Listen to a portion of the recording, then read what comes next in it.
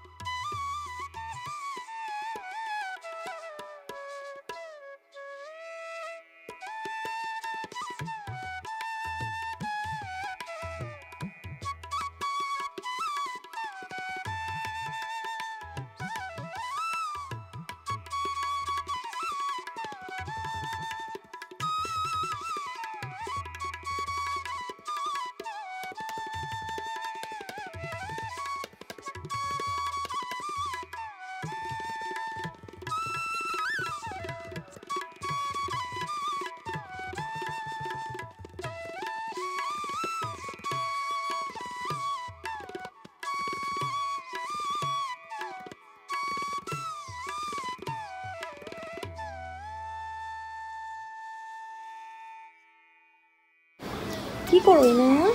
এই যে আমি আমার গাছ আছে। গাছকে আদর করো? হ্যাঁ, এটা তোমার গাছ? হ্যাঁ। দেখো তুমি, তোমার গাছগুলো কি সুন্দর হয়েছে মাশাআল্লাহ। বাইরে অনেক বাতাস হচ্ছে, এটা আবার পড়ে যাবে না তো বাবু? না পড়বে না।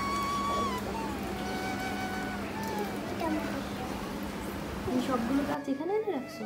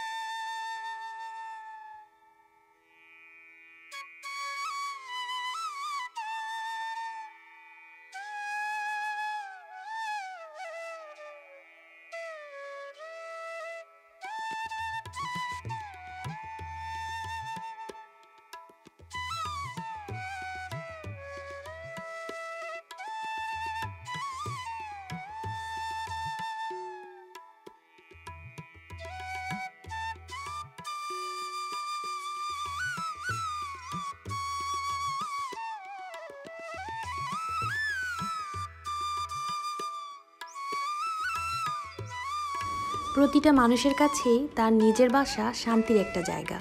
আমার কাছেও কিন্তু ব্যতিক্রম কিছু না। আমি আজকে আমার কিছু পছন্দের, খুব ভালোবাসার, খুব ভালো লাগার পছন্দের কিছু জিনিস আপনাদের সাথে শেয়ার করলাম। ছোটোবেলা থেকেই আমি সবসময় চেষ্টা করে গিয়েছি আমার বাসাটা খুব সুন্দর করে সাজিয়ে রাখতে, গুছিয়ে রাখতে। সাজিয়ে গুছিয়ে সুন্দর করে রাখলে আমার নিজের মনটাও খুব ভালো লাগে। আমার কাছে খুব ভালো লাগে যখন খুব সুন্দর করে সব কিছু সাজানো গোছানো থাকে। আর বাসা সাজানোতে আমার মনে হয় গাছের থেকে ভালো আর কোনো জিনিস হয় না।